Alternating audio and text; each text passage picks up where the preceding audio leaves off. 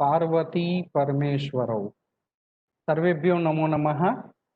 रघुवंशं द्वितीयः सर्गः। कथं पठेम इति योजनायां भवतां सर्वेषाम् अहं हार्दं स्वागतम् अभिवादनं च करोमि। मित्राणि, हम लोग इस योजना में रघुवंश में द्वितीय सर्ग कैसे पढ़ेंगे, इस बारे में हम विस्तार से सारे श्लोकों को व्याख्या सहित कुछ पद्धति से, विशिष्ट पद्धति से पढ़ने का प्रयत्न करेंगे। रघुवंशम कालिदास द्वारा रचित रचना है, महाकाव्य है। इसीलिए हमको सबसे पहले कालिदास का परिचय प्राप्त करना चाहिए। वैसे कालिदास के बारे में हम सब जानते ही हैं, फिर भी हम कालिदास के जीवन के बारे में थोड़ा परिचय प्राप्त करेंगे। महाकवि कवि कुल गुरु कालिदास इस चित्त को आकर्षित नहीं करते। वे संस्कृत अथवा भारत के ही महाकवि नहीं हैं, अपितु साहित्य विशेष एवं देश विशेष की सीमाओं को लांघकर विश्व के सभी सहृदयों को आह्लादित करने वाले और सबके हृदयों पर अधिकार प्राप्त करने वाले महाकवि हैं। इसीलिए ध्वन्यालोक का आनंदवर्धन भी कहते हैं, दीत्रः पंचशाह कालिदासाद्यः कवयः। इस दुनिया में, इस विश्व में 2-3 या 4-5 कालिदास जैसे महाकवि हैं। बाकी सब तो कवि हैं, लेकिन कालिदास महाकवि हैं। उनके जीवन वृत्त अज्ञान के पटलों में दबा पड़ा है और संभावना यही है कि कुछ प्रमाण प्राप्त न होने की वजह से वो दबा ही रहेगा। परिपुष्ट प्रमाणों के अभाव में हम कालिदास के जीवन के बारे में कुछ प्रमाणित रूप से नहीं कह सकते, लेकिन कुछ कहानियां, कल्पित कथाएं कालिदास के जीवन पर प्रचलित है। तो महाकवि कालिदास के विषय में जो प्रचलित दंत कथाएं हैं, उसका मैं उल्लेख करना यहाँ आवश्यक समझता हूँ।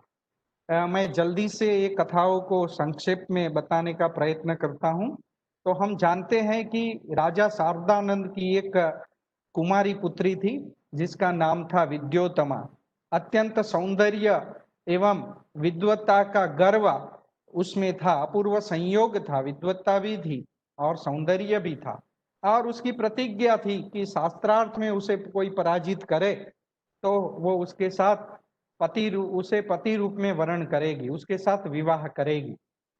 विद्योतमा की विद्वता के सामने बड़े बड़े पंडित भी पराजित हो गए थे, मात खा गए थे। इसीलिए उस पंडितों ने ईर्ष्यावश एक षड्यंत्र रचा, जिसमें उसका विवाह एक अति मूर्ख व्यक्ति के साथ कराने का उन्होंने ठान लिया। पंडित लोग उसकी शोध में निकल पड़े और उन्हें जंगल में, वन में किसी एक डाली पर बैठा हुआ एक मूर्ख आदमी, जो उस वृक्ष के संधि स्थल पर ही कुहाड़ी से काट रहा था, उन्होंने देखा कि ऐसा मूर्ख तो कहीं होगा नहीं और उसे मौन धारण करने के लिए बोला। और पंडितों ने विद्योतमा के पास उसे उपस्थित कर दिया और कहा कि ये हमारे परम गुरुदेव मौन व्रतधारी विद्वान हैं और वो संकेत से बात करेंगे। तो विद्योतमा ने एक उंगली उठाकर संकेत किया, तो ईश्वर एक है ऐसा उसका संकेत था। लेकिन उस मूर्ख ने यह समझकर कि उंगली उठाकर वह एक आंख फोड़ देने का संकेत दे रही है, तो उसने उसकी दोनों आंखें फोड़ देने का संकेत करते हुए 2 उंगली उठाई। तो पंडितों ने उन 2 उंगली उठाने का तात्पर्य पूर्ण शास्त्रीय अर्थ निकाला और विद्योतमा का इस मूर्ख विवाह के साथ विवाह कर दिया। मूर्ख के साथ विवाह हो गया। मूर्खता तो प्रकट होनी ही थी और कुछ ही दिनों सुहाग रात के दिन ही उसने उष्ट्र की जगह पर उट्र ऐसा उच्चार किया और अपनी मूर्खता प्रदर्शित कह दी, अपमानित कर दिया कालिदास को। और अपमानित होकर कालिदास जी भगवती काली की मंदिर में गए और मंदिर में आत्महत्या करने के लिए गए थे, लेकिन वहां उनको भगवती प्रसन्न हुई उन पर और उन्हें उन्हें बोला कि वरम देही, वरम ब्रूहि, क्षम्यताम, वरम ब्रूहि। मूर्ख कालिदास ने विद्या की सिद्धि की याचना की और एवं अस्तु ऐसा काली माता ने वरदान दिया। अब वो विद्वान हो गए। घर पर जाकर उन्होंने द्वार खटखटाया, अनावृत कपाटम द्वारम देही, ऐसा उन्होंने कहा। तो अंदर से विद्योतमा ने आवाज दी और बोला, अस्ति कश्चित वाग विशेषा। मित्र, हम जानते हैं कि अस्थि के द्वारा महाकवि कालिदास ने उत्तर के रूप में अस्थि उत्तर श्याम दिशि देवतात्मा हिमालयो नाम नगाधिराज है, ऐसा बड़ा महाकाव्य लिखा। कश्चित से उन्होंने कश्चित कांता विरह गुरुना ऐसे मेघदूत की रचना की और वागर्था विव संपृक्त ऐसा करके उन्होंने रघुवंश की रचना की। तो ऐसी दंत कथाएं प्रचलित है। एक और भी दंत कथा उनके मृत्यु के बारे में है। हम जानते हैं कि वो सिंहदेश गए थे और वहां एक के यहाँ एक पंक्ति लगी हुई थी, कमलेशु कमलोत्पत्ति श्रूयते न तु दृश्यते। इसे जो करेगा उसे कुमारदास राजा बहुत सुवर्ण दान करेगा। तो दान की जो धन की लालच में वो गणिका ने उनकी दास ने वो समस्या पूर्ति कर दिया। कमलेशु कमलोत्पत्ति श्रूयते न तो दृश्यते, तस्या उसकी समस्या पूर्ति उन्होंने ऐसे किया, बाले तव मुखाम भोजे कथम मिंदी वरद्वय।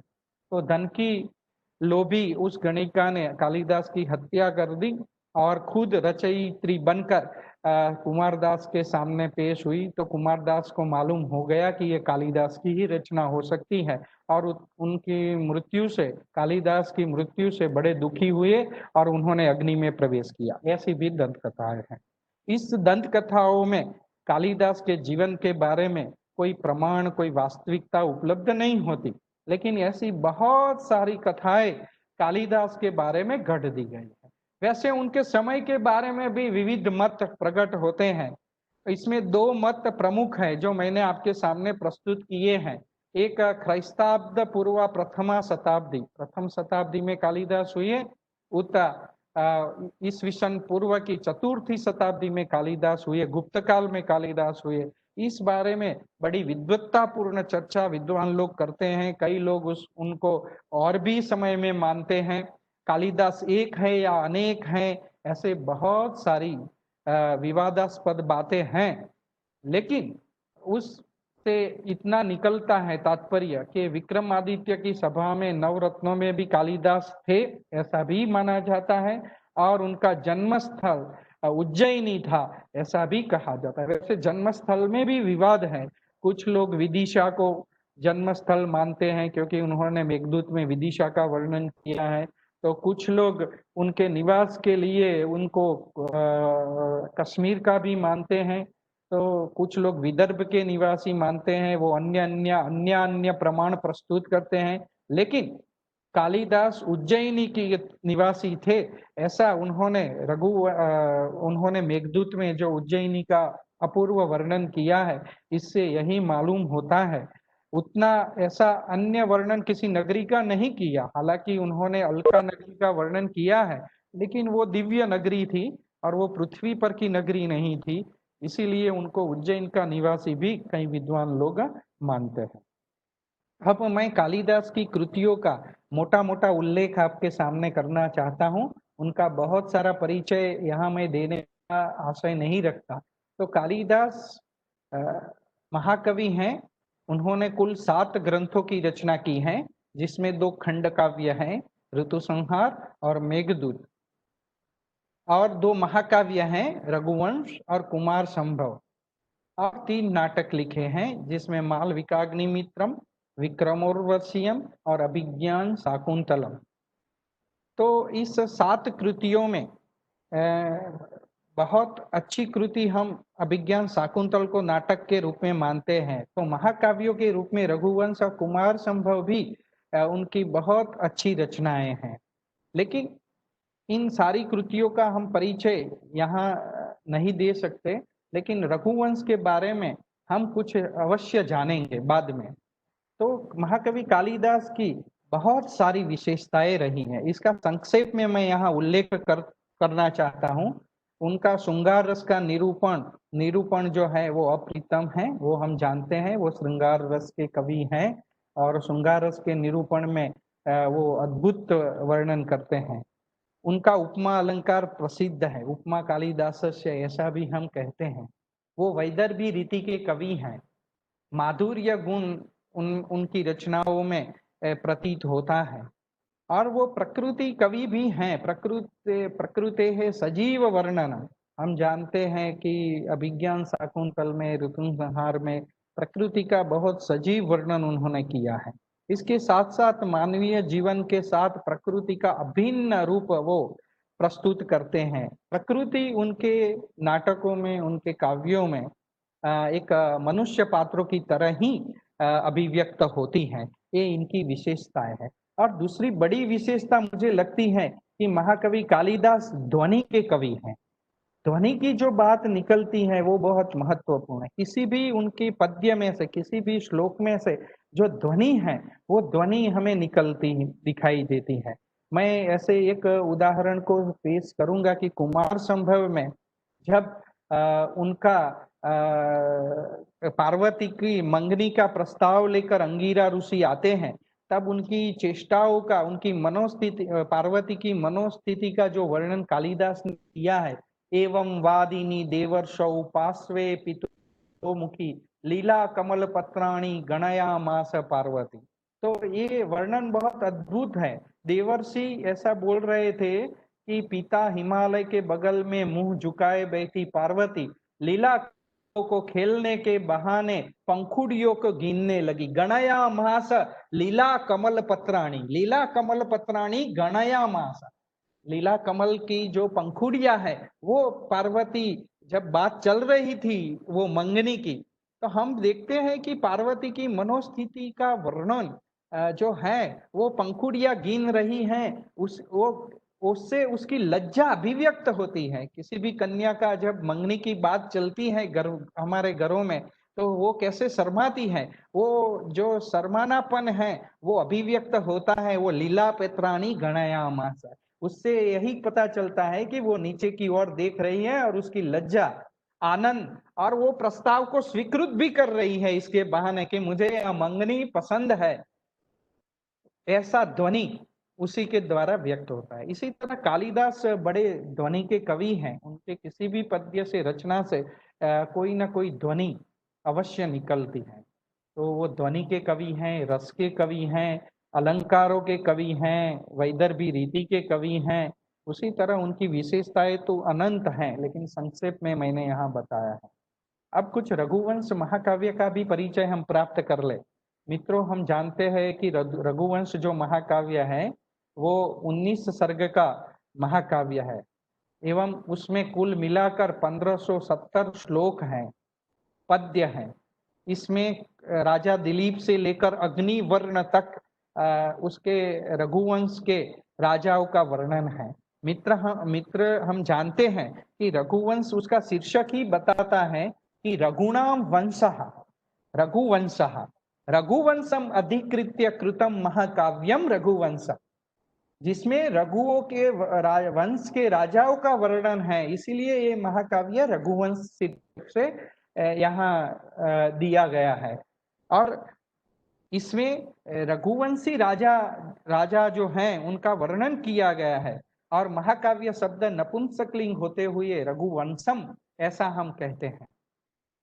और इसकी कथा है वो प्रचलित है, रामायण में भी इसकी कथा वस्तु मिलती है, वायु पुराण में भी मिलती है।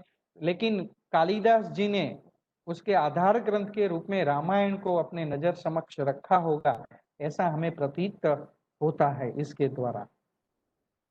और अभी आपके सामने उनके जो 18-19 सर्ग हैं 19 सर्ग हैं, उनके नाम भी रखे हैं, उनमें कितने श्लोक है वो भी रखे हैं। मैं सबके नाम यहाँ आपके सामने पेश कर रहा हूँ। हमें तो मात्र दूसरा सर्ग ही पढ़ना है, जिसका नाम है, शीर्षक है नंदिनी वर प्रदानम। ऐसा उसमें 75 75 श्लोक हैं, वो सारे पद्य हम पढ़ेंगे। और पहला जो सर्ग है वशिष्ठ आश्रम अभिगमनम, जिसमें 95 श्लोक है। तो मैं ये दोनों सर्ग की कुछ कथा आपके सामने प्रस्तुत करूंगा, जिससे हम अनुसंधान कर सके श्लोकों में। इसके लिए मैं संक्षेप में उसकी कथा वस्तु आपके सामने रख रहा हूँ। पहला जो सर्ग है वो वैवस्वत मनु के वंश में पैदा हुए राजा दिलीप से शुरू होता है। राजा दिलीप का जन्म वैवस्वत मनु के वंश में हुआ है। वो बड़ा आदर और ज्ञान युक्त व्यक्तित्व वाला राजा है। लोगों के सुख में सुखी और लोगों के दुख में दुखी होने वाला राजा है। और फिर कवि ने वहां रघुवंशियों के गुणों का वर्णन किया है, बहुत अच्छे ढंग से वर्णन किया है कि रघुवंशी राजा के कौन कौन से गुण थे, और ये गुण उनमें सहज सहोदर के रूप में अवतरित हुए थे। और राजा सब तरह से सुखी होते हुए भी उनके मन में एक दुख था, वो था कि पुत्र प्राप्ति नहीं हुई थी। अतः अपत्य अप्राप्ति की वजह से वो दोनों, राजा की पत्नी का नाम सुदक्षिणा है और वो मगध देश की कन्या है, और उसका विवाह दिलीप के साथ हुआ था। और वो दोनों पुत्र के लिए बड़े आतुर भी थे, लेकिन पुत्र प्राप्ति न होने की वजह से वो दुखी थे। इसीलिए वशिष्ठ मुनि के पास जाकर वो विनती करते हैं पुत्र प्राप्ति के लिए। वशिष्ठ उसका कारण जानते हैं, और उन्होंने जो नंदिनी धेनु है, उसकी माता कामधेनु की जो अवज्ञा की थी, उसकी वजह से उनका कामधेनु का साप मिला था, और उसकी वजह से पुत्र प्राप्ति नहीं होती थी। और इसकी नंदिनी तो है नहीं, लेकिन उसकी पुत्री, क्षम्यता, धेनु तो है नहीं, तो उसकी पुत्री नंदिनी की सेवा करने से यह फल प्राप्ति हो सकती है, पुत्र प्राप्ति का वरदान प्राप्त हो सकता है। वशिष्ठ ने जानकर उन्हें आदेश किया कि आप पत्नी के साथ मिलकर नंदिनी धेनु की सेवा कीजिए, व्रत के रूप में सेवा कीजिए। तो हमारा दूसरा सर्ग है वो की गौ सेवा से प्रारब्ध होता है, मतलब आरंभ होता है। आरंभ में रात्रि बीत जाने पर राजा दिलीप पत्नी के साथ सुबह होते ही वो नंदिनी धेनु की, नंदिनी गाय की पूजा करके उसके पीछे पीछे वन गमन के लिए प्रस्थान करते हैं। कुछ दूर तक रानी सुदक्षिणा भी उसके पीछे प्रयाण करती हैं। फिर राजा दिलीप गाय के अनुचर के रूप में पीछे पीछे चलते हैं, जहां नंदिनी बैठती हैं वहां वो बैठते हैं, नंदिनी खड़ी रहती है तो वो खड़े रहते हैं, नंदिनी सोती है तो वो सोते हैं। ऐसी तरह से रक्षा करते हुए उसकी सेवा करते हैं। प्रतिदिन 21 दिन तक ऐसी सेवा करते हैं। और शाम को नंदिनी के साथ लौटते समय सुदक्षिणा आगे जाकर उसका स्वागत करती हैं। फिर इसी तरह से 21 दिन तक सेवा करने के बाद 22वें दिन नंदिनी धेनु किसी गुफा में प्रविष्ट होकर उनकी परीक्षा करती हैं। एक सिंह के रूप में नंदिनी पर आक्रमण होता है। वो सिंह उसकी नंदिनी का भोजन के लिए उस पर आक्रमण करता है। राजा अपना शरीर देकर, अपना गात्र देकर उसे बचाना चाहते थे। तब दिलीप और वो सिंह का संवाद जो है वो हम पढ़ेंगे, वो एक दूसरा प्रसंग है। और अंत में राजा के वचनों से वो नंदिनी के बदले में अपने शरीर को स्वयं सिंह के आगे प्रस्तुत करता है भोजन के लिए। तो नंदिनी बड़ी प्रसन्न होती है और अपने स्वरूप में आकर वो वर प्रदान करती है। अंत में राजा वर प्राप्त करके और नंदिनी का दुग्धपान करके सुदक्षिणा को गर्भ होता है, ऐसे सूचन के साथ ये सर्ग समाप्त होता है। तो मित्र, हमने बहुत संक्षेप में ये हमने पढ़ा है।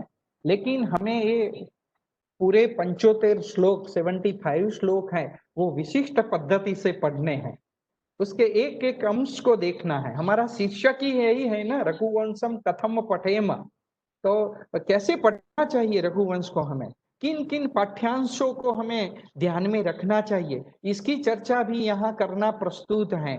तो देखिए, हम हर एक श्लोक को प्रस्तुत करेंगे और श्लोक का पदच्छेद करेंगे, मतलब हर एक पद को अलग अलग करके हम पढ़ेंगे, समझेंगे। हर एक पद का हम विश्लेषण करेंगे, मतलब पद परिचय प्राप्त करेंगे। उसमें कौन सा रूप है, कौन सी विभक्ति है, कौन सा लिंग है, ऐसा परिचय हम पद परिचय में प्राप्त करेंगे। उसके आगे जाकर आकांक्षा को हम देखेंगे, मतलब कहाँ क्रियापद है, इस क्रियापद को हम किस कर्तृपद के साथ हमें जोड़ना है।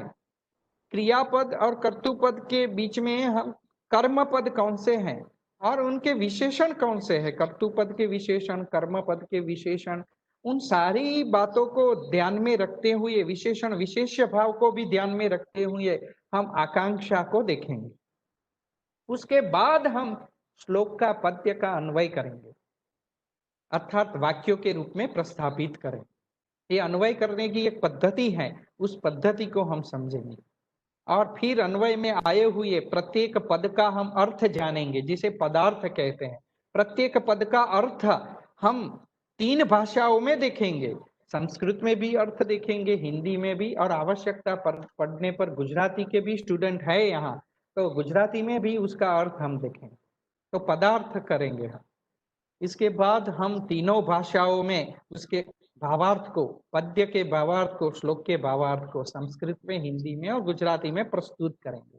मतलब श्लोक का ही सरल भावार्थ यहाँ आप समझ सके उसी भाषा में हम प्रस्तुत करें। और इसके बाद इस श्लोक में आए हुए समास, संधि, कहीं कृदंत और अलंकारों के बारे में सरलता से समझेंगे कि इसमें कौन सा समास है, इस पद में विग्रह करके उस समास का नाम भी जानेंगे। संधि के कौन से रूल्स, कौन से नियम लगे हैं, कैसे संधि हुई है, वो भी देखेंगे। इसमें आए हुए कृदंतों का भी परिचय प्राप्त करेंगे और इस श्लोक में, इस पद्य में कौन कौन से अलंकार हैं उसका भी हम चर्चा करेंगे। इसे हम निदर्शन कहेंगे। तो प्रत्येक श्लोक का निदर्शन भी हम देखेंगे। और इसके बाद यहाँ आपकी जानकारी के लिए सिर्फ एक टीका है जो मल्लीनाथ ने लिखी है, वो हम सिर्फ प्रस्तुत करेंगे, उसकी व्याख्या हम नहीं करेंगे, सिर्फ आपके जानने के लिए। इस तरह हर एक पद्य का यहाँ हम विषय से अध्ययन करेंगे। तो रघुवंश के 75 जो श्लोक, इसको यही पाठ्यांशों के सहारे धीरे धीरे एक एक श्लोक को लेकर हम आगे बढ़ेंगे। इसके साथ साथ इस श्लोक, हर एक श्लोक में आए हुए हम उसमें जो शब्द और अर्थ जो कवि ने प्रयुक्त किए हैं, उसके लिए उसकी विशेषता क्या है, हर एक शब्द का भी एक स्थान होता है, हर एक अर्थ शब्द में से विवक्षित अर्थ प्रकट भी होता है, तो इसके बारे में भी हम सोचेंगे। तो इस तरह से हम पूरे रघुवंश के द्वितीय सर्ग का अध्ययन करेंगे। तो आपको ये पाठ्यांशों को भी ध्यान में रखना है। ये एक विशिष्ट शैली है, एक विशिष्ट पद्धति है जो हमारे प्राचीन ऋषियों ने प्रशस्त की हुई पद्धति है। इसके सहारे हम इस रघुवंश को हम पढ़ेंगे। और कभी ये जो श्लोक है किस छंद में प्रयुक्त हुए हैं उसका भी परिचय हम प्राप्त करेंगे।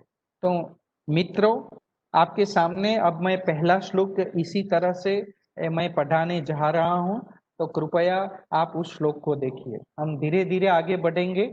आपको जो समस्या है, आपको कुछ प्रश्न भी उत्पन्न होते होंगे, तो आप उसको लिख कर रखिए। हमारे कुछ ट्यूटोरियल लेक्चर्स भी होंगे इसके साथ साथ।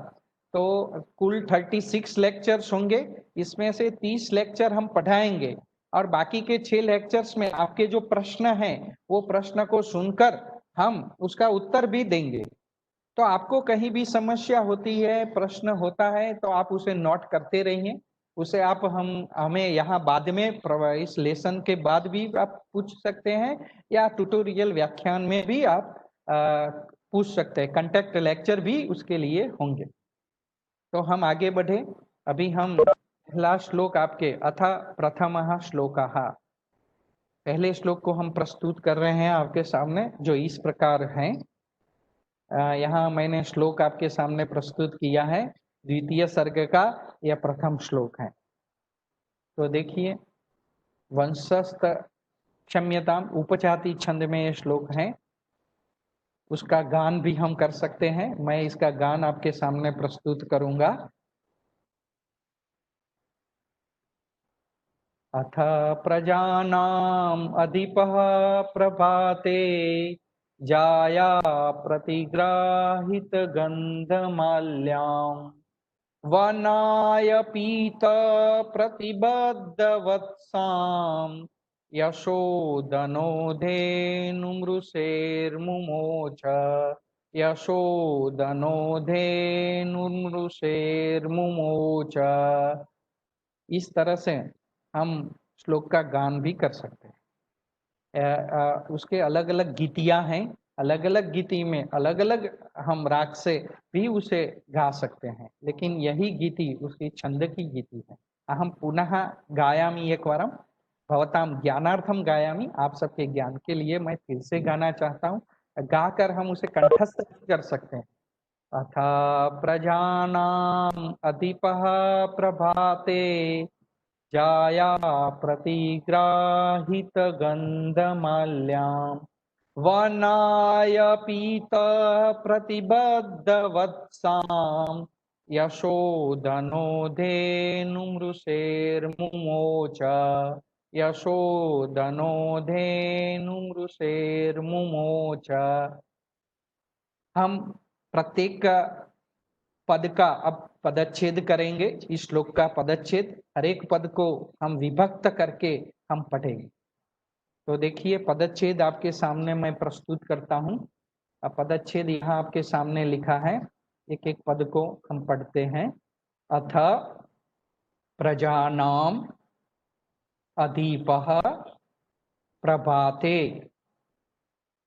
जाया प्रतिग्राहित गंध माल्याम वनाय पीत प्रतिबद्ध वत्साम यशोधनः धेनुं रुषेः मुमोच। इस तरह से हमें प्रत्येक श्लोक को पदच्छेद कर देना चाहिए।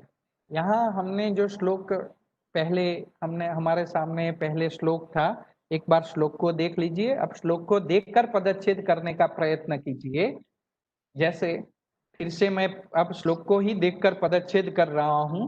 अथ प्रजानाम अधिपः प्रभाते जाया प्रतिग्राहित गंध माल्याम वनाय पीत प्रतिबद्ध वत्साम यशोधनः धेनुं रुषेः मुमोच इति पदच्छेदः।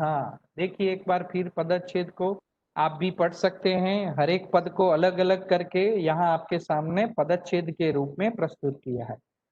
हमें पहले श्लोक को पदच्छेद कर लेना चाहिए जो हमारे सामने प्रस्तुत है। तो इसे एक बार आप मन में ही पढ़ लीजिए पदच्छेद को और देख लीजिए आपके सामने। तो हर एक पद अलग अलग हो गया है। अब आपके सामने जो पद है वो प्रस्तुत है।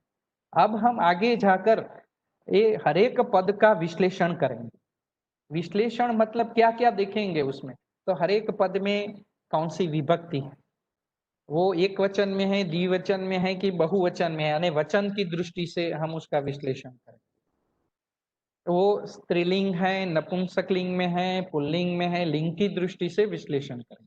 अगर वो क्रियापद है तो उसमें कौन सा धातु है और उसका रूप परिचय करें। तो उसी तरह से वो शब्द रूप है तो शब्द का परिचय प्राप्त करेंगे। वो धातु का रूप है तो हम धातु की दृष्टि से उसका रूप परिचय करेंगे। इसलिए हमारा तीसरा जो स्टेप है वो पद परिचय। देखिए, आपके सामने हरेक पद का संक्षिप्त परिचय यहाँ विश्लेषण दिया है। मैं एक एक पद को लेकर आपके सामने उस पद परिचय को प्रस्तुत करता हूँ। पहला पद देखिए, अथ। श्लोक का सबसे पहला अथ वो मंगलवाचक शब्द भी है, वो अव्यय है। देखिए यहाँ लिखा है विश्लेषण में, अव्ययम आदौ मंगलार्थे। तो हम श्लोक की शुरुआत मंगल से करना चाहते, तो अथ हमारी परंपरा में मंगलवाचक शब्द भी है। जैसे ओम मंगलवाचक शब्द है, वैसे अथ भी मंगलवाचक शब्द है और वो अव्यय है। तो श्लोक के आदि में वो प्रयुक्त हुआ है, अथ प्रजानाम ऐसे करके अथ लिखा है। तो उसका विश्लेषण यही है कि अव्यय पद है और वो मंगलार्थ में प्रयुक्त होता है। फिर दूसरा पद है आपके सामने, देखिए प्रजानाम। तो यहाँ प्रजा शब्द है, वो आकारांत स्त्रीलिंग शब्द है। हम जानते हैं लता की तरह, जैसे लता के रूप चलते हैं वैसे ये प्रजा के भी रूप चलते हैं। तो प्रजा नाम, वो प्रजा स्त्रीलिंग का षष्ठी विभक्ति बहुवचन का रूप है, प्रजा नाम। ऐसा जैसे लता होता है तो लता नाम ऐसा रूप होगा, तो वो षष्ठी विभक्ति बहुवचन का। प्रजा स्त्रीलिंग शब्द है, आकारांत शब्द हम इसे बोलते हैं, रमा लता, इसी तरह प्रजा के रूप चलते हैं। तो प्रजा नाम तो षष्ठी विभक्ति बहुवचन का रूप है प्रजा का। प्रजा स्त्रीलिंग, षष्ठी विभक्ति बहुवचन। वैसे आगे देखे तो अधिपः, ये पद को भी अकारांत पद है, राम की तरह इसके रूप चलते हैं। और अकारांत पुल्लिंग प्रथमा विभक्ति एक वचन का रूप है। जो रूप नहीं जानते उन्हें भी चिंता करने की जरूरत नहीं है। जैसे रामः, भरतः, दशरथः, महेशः प्रथमा विभक्ति एक वचन के रूप है, उसी तरह से यहाँ अधिपः शब्द है। तो अधिपः प्रथमा विभक्ति अकारांत पुल्लिंग प्रथमा विभक्ति एक वचन का रूप है। प्रभाते ऐसा है, प्रभातम ऐसा नपुंसकलिंग में शब्द होता है, वो भी अकारांत एक वचन का शब्द है और उसकी सप्तमी विभक्ति एक वचन जो होती है वो प्रभाते ऐसा होता है। तो अकारांत नपुंसकलिंग सप्तमी विभक्ति एक वचन का रूप है प्रभाते। जैसे फलम होता है तो फलम का सप्तमी विभक्ति का रूप होता है फले, उसी तरह से यहाँ प्रभातम का प्रभाते सप्तमी विभक्ति एक वचन का रूप है। आगे एक बड़ा पद है, जाया प्रतिग्राहित गंधमाल्याम।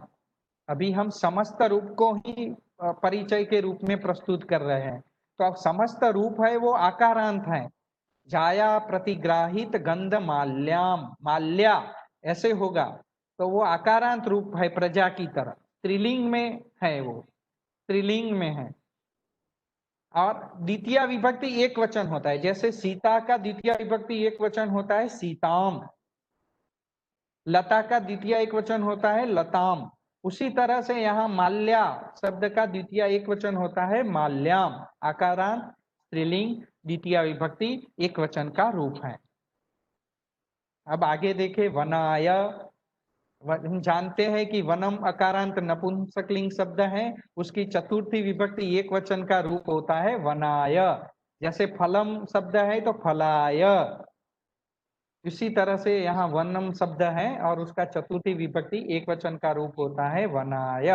ये श्लोक के पहली पंक्ति में जो पद थे उन सारे पदों का हमने अथ नाम अधिपः प्रभाते छाया प्रतिग्राहित गंध माल्याम। अब दूसरी पंक्ति जो है वो देखिए, वनाय पीत प्रतिबद्ध वत्साम यशोदनः देनुम ऋषे मुमोचा। तो वहां देखिए पीत प्रतिबद्ध वत्साम, वो भी छाया प्रतिग्राहित गंध माल्याम उसी की तरह ये भी विशेषण है। तो उसे आकारांत पद है और स्त्रीलिंग आकारांत द्वितीय विभक्ति एक वचन का रूप है। लताम सीताम, उसी तरह ये भी द्वितीय विभक्ति एक वचन का रूप ही है। पीत प्रतिबद्ध वत्साम, वत्सा का वत्साम द्वितीय विभक्ति एक वचन का रूप है। यशोधनः वो अकारांत पुल्लिंग है, प्रथमा विभक्ति एक वचनम, यथा अधिपः तथैव, जैसे अधिप था वैसे ही यहाँ यशोधन शब्द भी अकारांत पुल्लिंग प्रथमा विभक्ति एक वचन का शब्द है। धेनुम, तो धेनु शब्द उकारांत शब्द है, उसका स्त्रीलिंग है, वो शब्द स्त्रीलिंग में है और द्वितीय विभक्ति एक वचन का रूप है धेनुम। वैसे यहाँ स्त्रीलिंग शब्द है धेनुम, तो द्वितीय विभक्ति एक वचन का रूप होगा उसका धेनुम। धेनु शब्द द्वितीय विभक्ति एक वचनम धेनुम। अब देखिए रुसेहे, यहाँ रिकारांत शब्द है, जैसे रिकारांत अन्य भी शब्द है, यहाँ क्षम्यता रुसी ही इकारांत शब्द है, यहाँ मेरी गलती हुई है टाइपिंग में। रुसी ही पुल्लिंग शब्द है, इकारांत हरि ही ऐसे उसके रूप चलेंगे, हरि की तरह। यहाँ षष्ठी विभक्ति एक वचन का रूप हरे हे ऐसा होता है, वैसे यहाँ रुसे हे मुने हे इसी तरह से षष्ठी विभक्ति एक वचन का रूप है। यहाँ प्रिंटिंग में गलती हुई है, जो रिकारांत लिखा है वो गलत है, आपको इकारांत शब्द समझना चाहिए। ऋषि ही, मुनि ही, कपि ही, कवि ही, उसी तरह से इसके रूप षष्ठी विभक्ति एक वचन के रूप ऐसे ही चलते हैं, कवे है, मुने हैं, ऋषे हैं, तो उसी तरह से। और मुमोच वो क्रिया है और क्रियापद धातु से बनता है, हम जानते हैं, जैसे पठती है पठ धातु है और ती प्रत्यय है, उसी तरह यहाँ मुमोच तो मुच धातु है, मुक्त करना इसका अर्थ होता है, छोड़ देना, मुक्त करना।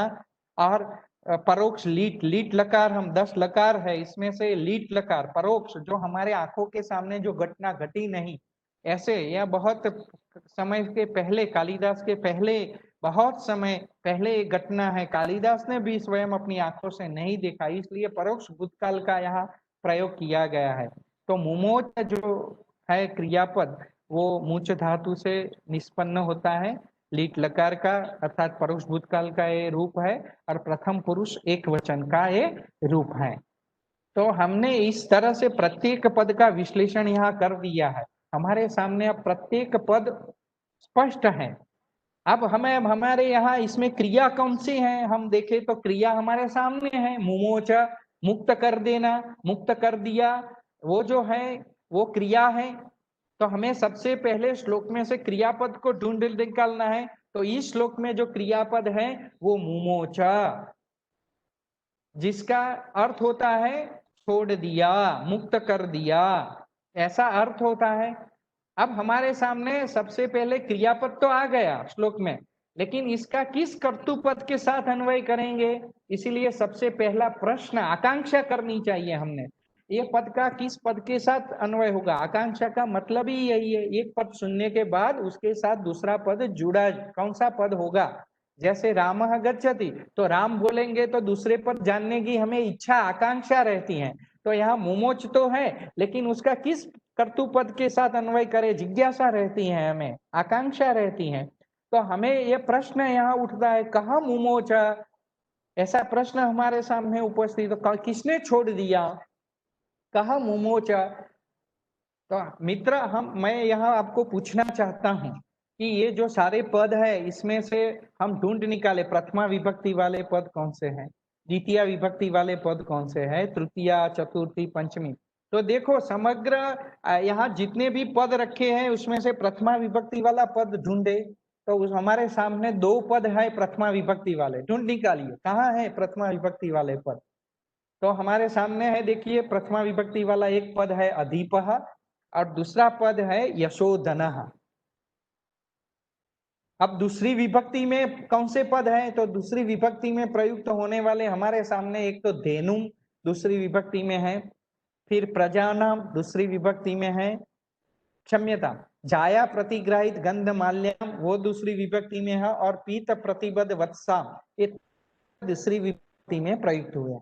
धेनुम, पीत प्रतिबद्ध वत्साम, जाया प्रतिग्राहित गंध माल्याम, ये 3 पद जो है वो दूसरी विभक्ति में। तीसरी विभक्ति में कोई पद नहीं है हमारे सामने। चतुर्थी विभक्ति में एक पद है वनाय। पंचमी विभक्ति में हमारे सामने पद कोई दिखाई नहीं दे रहा, पंचमी विभक्ति में कोई पद नहीं है। षष्ठी विभक्ति में हमारे सामने 2 पद हैं, देखिए रुषेहे और प्रजा नाम, ऐसे दो पद है जो षष्ठी विभक्ति में है। सप्तमी विभक्ति में एक पद है हमारे सामने, प्रभाते। इस तरह से हम देखें तो प्रथमी विभक्ति में हमारे सामने दो पद आते हैं, अधिपः एवं च यशोधना। दूसरी विभक्ति में तीन पद आते हैं, जाता जाया प्रतिग्राहित गंधमाल्याम, पीत प्रतिबद्ध वत्साम और धेनु।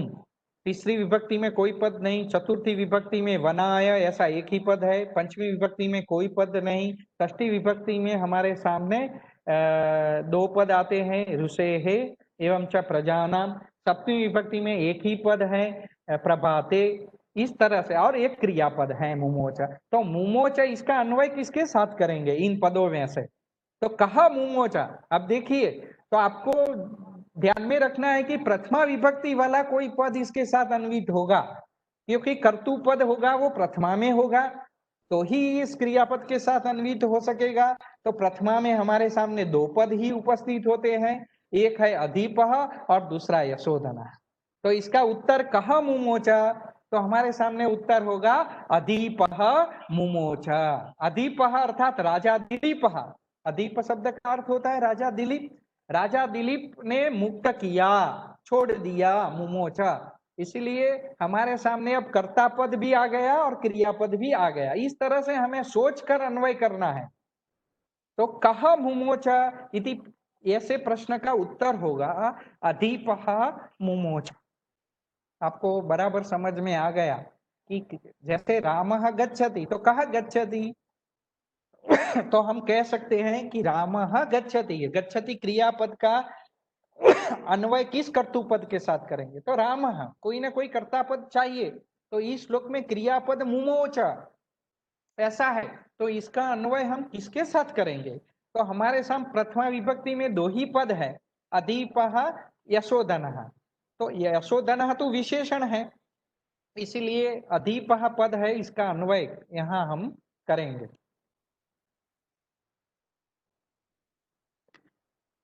तो हमारे पास अब उत्तर आया अधिपः मुमोच। अधिपः अर्थात राजा दिलीप। राजा दिलीप ने मुक्त कर दिया। अब देखिए, सह दिलीपः अधिपः मुमोच, किंतु केशाम अधिपः, केशाम अधिपः मुमोच, किसका राजा? तो यहाँ लिखा है प्रजानाम अधिपः। केशाम षष्ठी विभक्ति वाला यहाँ पद जो है तीन है, ऋषे दो है, ऋषे है प्रजानाम, लेकिन यहाँ प्रजानाम का अन्वय आपको जोड़ना पड़ेगा, क्योंकि किसका राजा? तो प्रजानाम अधिपः, प्रजा का राजा। राजा दिलीप प्रजा का राजा है, प्रजा मतलब लोगों का राजा है। तो प्रजानाम अधिपः मुमोच। फिर अधिप का एक विशेषण है, कीदृशः अधिपः मुमोच, कैसा है वो राजा? कीदृशः, तो यशोधनः, यश रूपी धन वाला है, यशोधनः अधिपः मुमोच। कीदृशः अधिपः मुमोच, तो अधिपः का एक विशेषण भी है, जो प्रथमा विभक्ति में एक ही पद और बाकी बचा है, तो आपको लेना पड़ेगा यशोधनः। तो यशोधनः प्रजानाम अधिपः अर्थात राजा दिलीपः मुमोच, ऐसा हमको अर्थ करना पड़ेगा। लेकिन राजा दिलीप ने किसको मुक्त किया? प्रजानाम अधिपः काम मुमोचा, किसको मुक्त कर दिया, किसको छोड़ दिया? काम, तो हमें कर्म पद ढूंढना है। किम मुमोचा, किसको छोड़ दिया? तो कर्तुपद आ गया अधिपः, मुमोच क्रियापद, अधिपः किम मुमोचा अर्थात काम मुमोचा, किसको छोड़ दिया? तो कर्म पद हमेशा द्वितीय विभक्ति में होता है, और द्वितीय विभक्ति में हमारे सामने यहाँ तीन पद है, पीत प्रतिबद्ध वत्साम, जाया प्रतिग्राहित गंधमाल्याम और धेनुम। बाकी के दो विशेषण है धेनुम को छोड़कर, तो यहाँ कर्म पद एक ही बचेगा जो विशेष्य रूप में है, वो धेनुम। तो संपूर्ण श्लोक का अब मुख्य वाक्य हमारे सामने आ गया, अधिपः अर्थात राजा दिलीपः धेनुम मुमोचा, राजा दिलीप ने धेनु को छोड़ दिया। देखिए, पूरे श्लोक कालिदास को इतना ही कहना अभिप्रेत है, इतना ही कहना चाहते हैं कि राजा दिलीप सेवा, वशिष्ठ की आज्ञा से सेवा करने निकले हैं नंदिनी गाय की, तो वो नंदिनी गाय, धेनुम मतलब यहाँ वो नंदिनी गाय को छोड़ दिया। नंदिनी, धेनुम अर्थात नंदिनी मुमोचा, वो नंदिनी गाय को छोड़ दिया। तो दिलीपः अर्थात राजा दिलीपः, धेनुम अर्थात नंदिनी, मुमोचा अर्थात छोड़ दिया, मुक्तवान छोड़ दिया, उसको छोड़ दिया। तो पूरा श्लोक का एक मुख्य वाक्य हमारे सामने आ गया, दिलीपः अधीपः धेनुम मुमोचा। किंतु धेनु के दो विशेषण पद है, कीदृशीम धेनुम मुमोचा, तो दो विशेषण पद है हमारे सामने। तो कौन कौन से दो, तो देखिए, एक तो लिखा है कि जाया प्रतिग्राहित गंधमाल्याम, जाया यानी कि पत्नी, पत्नी ने गंध और माला से, गंध और माला से जिसका अच्छी तरह से पूजन कर दिया है, गंध अर्थात उसका तिलक कर दिया है, सुगंधी द्रव्य लगा दिए हैं और माला भी अर्पण कर दिए, माला भी पहना दी है, ऐसे धेनु को छोड़ दिया। तो पहले उस गाय का पत्नी ने, सुदक्षिणा ने, जाया मतलब पत्नी, राजा दिलीप की पत्नी जो सुदक्षिणा है, उसने प्रतिग्राहित गंध माल्याम, जिसकी गंध सुगंधी द्रव्य से और माला से पूजन कर लिया है, इसलिए धेनुम का विशेषण है। कीदृशीम धेनुम मुमोचा, जाया प्रतिग्राहित गंध माल्याम धेनुम मुमोचा। पुनश्च कीदृशीम धेनुम, फिर से दूसरा विशेषण, कैसी गाय को छोड़ दिया, वो कैसी है, तो पीत प्रतिबद्ध वत्साम, ऐसे ही नहीं छोड़ दिया, पहले दूध पिलाया और फिर बछड़े को दूध पिलाया और फिर गाय को मुक्त कर दिया। એટલે પીત प्रतिबद्ध वत्साम, आदौ पीता, पहले दूध पिलाया और फिर प्रतिबद्ध वत्साम, वाछरडा ने, वाछर जो बछड़ा है उसको बांध दिया, खिंटी पे बांध दिया, फिर गाय को मुक्त कर दिया। तो गाय कैसी है, तो गाय ऐसी है जिसकी सुदक्षिणा ने माला और पूजा कर दी है और बछड़े को दूध पिलाकर बांध दिया है जिसका, ऐसी गाय को मुक्त कर दिया। तो जाया प्रतिग्राहित गंध माल्याम पीत प्रतिबद्ध वत्साम धेनुम मुमोच, ऐसी गाय को मुक्त कर दिया। अब देखिए पूरा वाक्य ऐसे बनेगा, प्रजानाम अधीपः अर्थात राजा दिलीपः जाया प्रतिग्राहित गंध माल्याम पीत प्रतिबद्ध वत्साम धेनुम मुमोचा। अब दूसरा प्रश्न आगे होता है, कस्य धेनुम मुमोचा, किसकी गाय को, कस्य धेनुम, तो षष्ठी विभक्ति में उत्तर देना पड़ेगा, कस्य धेनुम मुमोचा, तो षष्ठी में एक ही शब्द है, ऋषे है धेनुम, ऋषे है अर्थात वशिष्ठ, वशिष्ठ की गाय को छोड़ दिया, वशिष्ठ की गाय मतलब नंदिनी को छोड़ दिया, ऐसी नंदिनी गाय को छोड़ दिया। फिर किस लिए छोड़ दिया, किमर्थम मुमोचा इति प्रश्न, तर्हि तत्र लिखितम वनाय चारणाय, वन में चरवा माटे, वन में चारण के लिए छोड़ दिया, वनाय मुमोचा। तो इसी तरह हर एक पद को जानने के बाद दूसरे पद को हमें जानना है, अन्वय करना है, तो उसके लिए आकांक्षा करनी पड़ेगी इसी तरह। तो इस तरह देखिए, मैं आकांक्षा आपके सामने प्रस्तुत करता हूं, इस तरह आकांक्षा के प्रश्न हम कर सकते हैं। देखिए आपके सामने, कहा मुमोचा, तो अधीपः राजा दिलीपः मुमोचा, केशाम अधीपः मुमोचा, प्रजानाम अधीपः मुमोचा, कीदृशः प्रजानाम अधीपः मुमोचा, यशोधनः प्रजानाम अधीपः मुमोचा, अधीपः कम मुमोचा, काम मुमोचा, कम मुमोचा इति दोषः, काम मुमोचा, अधीपः धेनुम मुमोचा, कीदृशीम धेनु मुमोचा, जाया प्रतिग्राहित गंध माल्याम धेनु मुमोचा, पुनश्च कीदृशीम धेनु मुमोचा, पीत प्रतिबद्ध वत्साम धेनु मुमोचा, कस्य धेनु मुमोचा, ऋषेः वसिष्ठस्य धेनु मुमोचा, किमर्थम धेनु मुमोचा, वनाय चारणाय धेनु मुमोचा, कदा धेनु मुमोचा, कब धेनु को मुक्त किया, प्रभाते धेनु मुमोचा, प्रातः काल में, उषा काल में धेनु को चारण के लिए मुक्त कर दिया। तो ऐसी तरह से एक पद को दूसरे पद के साथ अन्वय जोड़ना, अपेक्षा की दृष्टि से, योग्यता की दृष्टि से, हम जानते हैं ना साहित्य में एक पद को दूसरे पद के साथ जोड़ने के लिए योग्यता होनी चाहिए, आकांक्षा होनी चाहिए और परस्पर सन्निधि भी होनी चाहिए। तो उसी तरह से यहाँ हर एक पद के लिए कोई ना कोई आकांक्षा करनी पड़ेगी। कर्तृपद है तो क्रियापद, तो हम जानते हैं कि इसमें कौन सा क्रियापद, कौन सा कर्म है, कौन सा इसमें कर्तृपद है, कौन से विशेषण है, उसी तरह से हमने यहाँ प्रस्तुत किया आपके सामने। इसी तरह से आपको अन्वय करना है प्रत्येक श्लोक का। तो इस तरह से अब अन्वय हो जाएगा आपके सामने। देखिए अन्वय इस तरह से होगा, अथ यशोदनः प्रजानाम् अधिपः प्रभाते जाया प्रतिग्राहित गंधमाल्यां पीत प्रतिबद्ध वत्साम ऋषेः धेनुं वनाय मुमोच।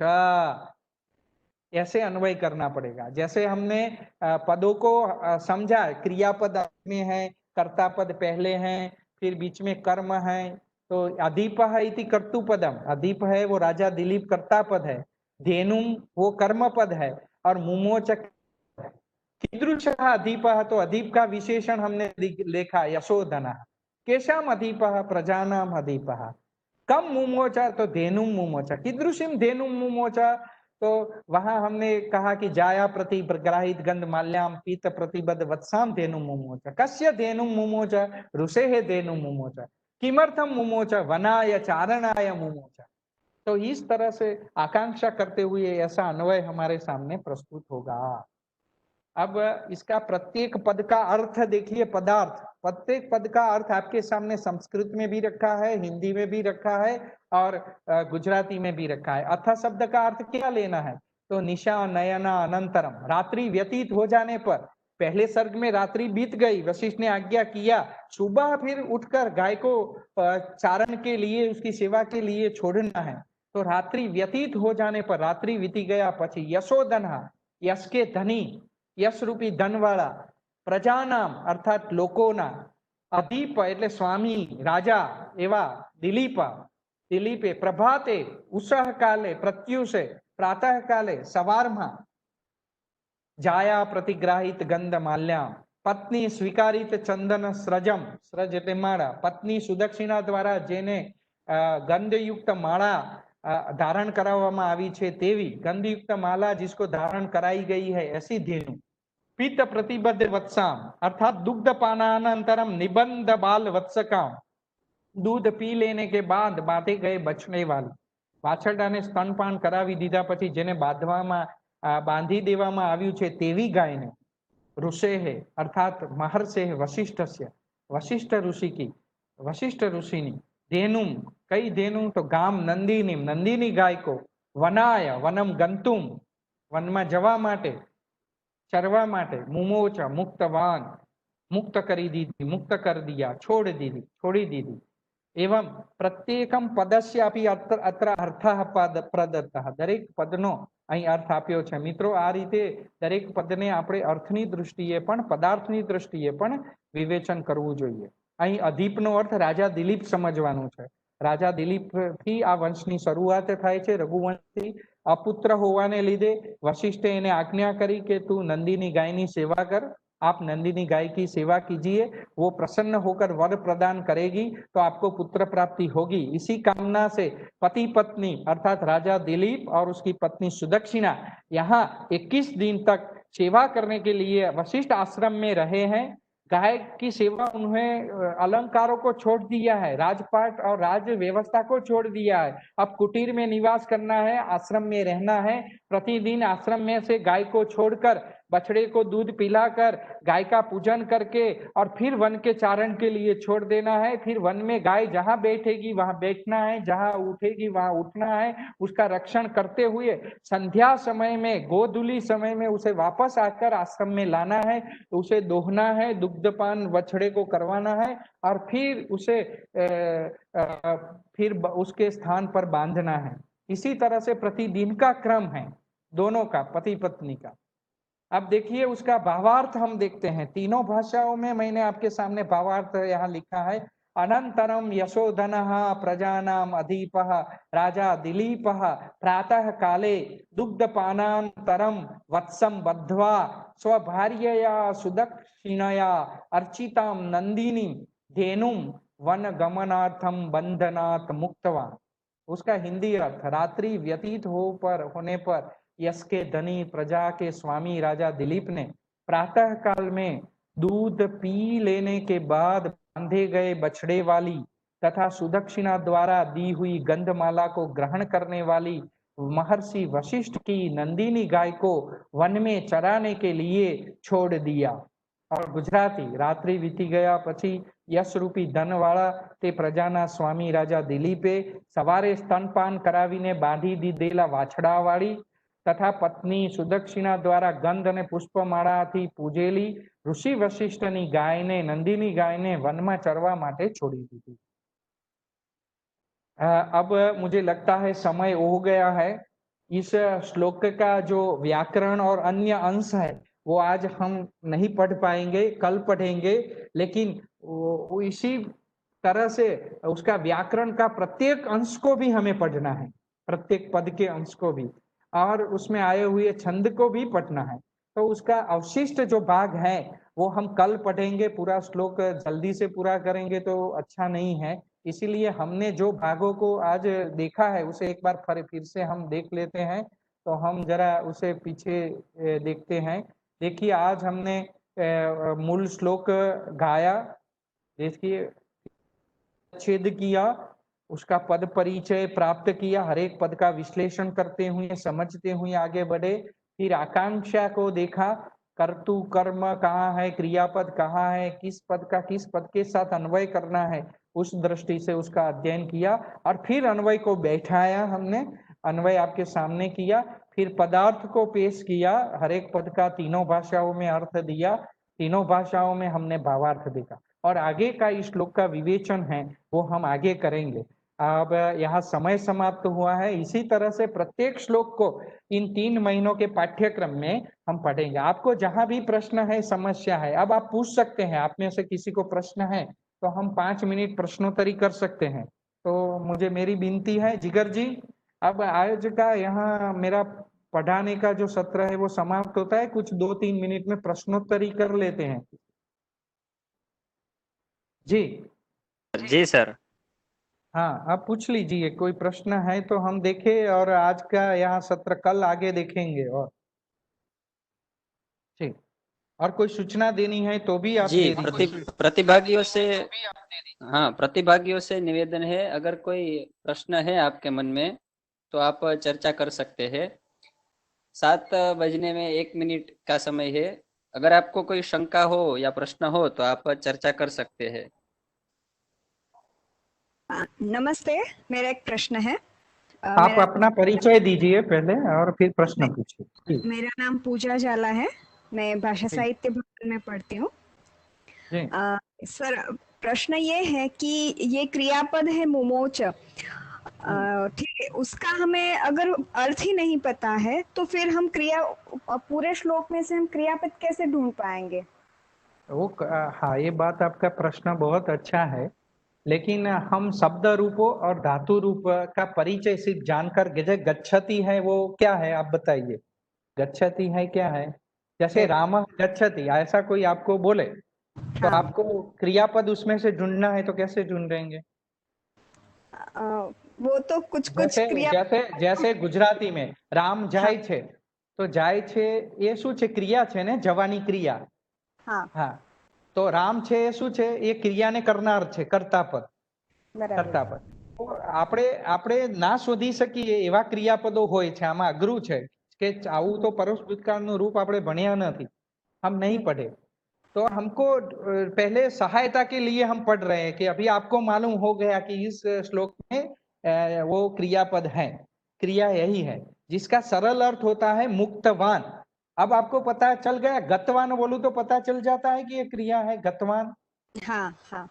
तो उसी तरह से उसका अर्थ होगा मुक्तवान। क्या अर्थ होगा? मुक्तवान। हाँ, अर्थात मुक्तम कृतवान। अब समझ में आया? मुक्तम कृतवान क्या अर्थ होता है? मुक्तम कृतवान।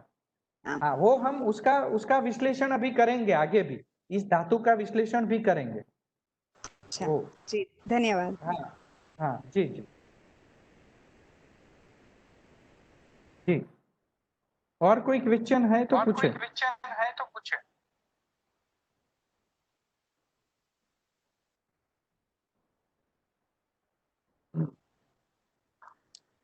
अस्तु सर, हमें लगता है कि और प्रश्न हाँ, है नहीं।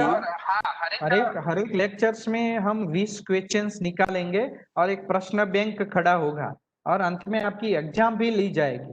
तो हर एक व्याख्यान के कुछ प्रश्न आपको ऐसे short questions, MCQ type questions निकालेंगे और बीच बीच में उसकी चर्चा भी हम करते रहेंगे। तो आपको इस तरह से, और कोई प्रश्न और है तो आप ट्यूटोरियल्स लेक्चर्स जो होंगे, कंटेक्ट लेक्चर्स, उसमें भी पूछ सकेंगे, कोई बात नहीं। जी धन्यवाद। धन्यवाद सर। हम यहाँ पर व्याख्यान समाप्त करते हैं। सभी से निवेदन है कि कल भी हम इसी समय से जुड़ जाएंगे। धन्यवाद। जिगर जी, हाँ, ये स्लाइड हमको मिलेगी कि नहीं मिलेगी? आपको परीक्षा के लिए जो आवश्यक सामग्री है वो आपको प्राप्त हो जाएगी। जी जी, ओके, जी धन्यवाद। धन्यवाद।